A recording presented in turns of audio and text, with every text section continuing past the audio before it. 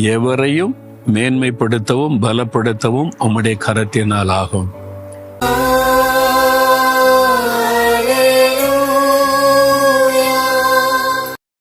மனுஷன் அப்பத்தினாலே மாத்திரமல்ல, தேவனுடைய வாயிலிருந்து புறப்படுகிற ஒவ்வொரு வார்த்தையினாலும் பிழைப்பான் என்று.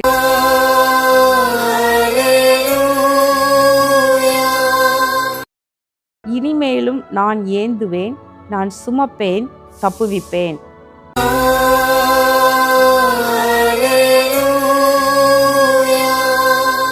கர்த்தராகிய நான் அபிஷேகம் பண்ணின கோரேசுக்கு முன்பாக ஜாதிகளை கீழ்ப்படுத்தி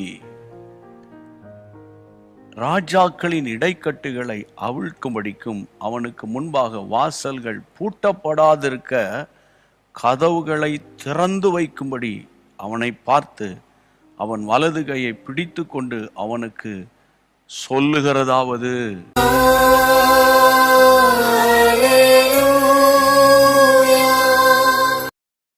கர்த்தர் நல்லவர் என்பதை ருசித்து பாருங்கள். அவர் மேல் நம்பிக்கையாயிருக்கிற மனுஷன் பாக்கியவான்.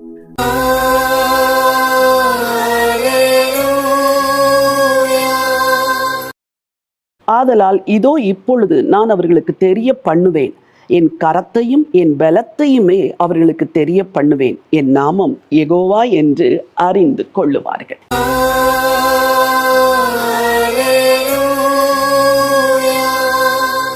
அப்பொழுது தேவன் தாம் உண்டாக்கின எல்லாவற்றையும் பார்த்தார். அது மிகவும் நன்றாயிருந்தது. சாயங்காலமும் விடியற்காலமுமாகி 6ஆம் நாள் ஆயிற்று.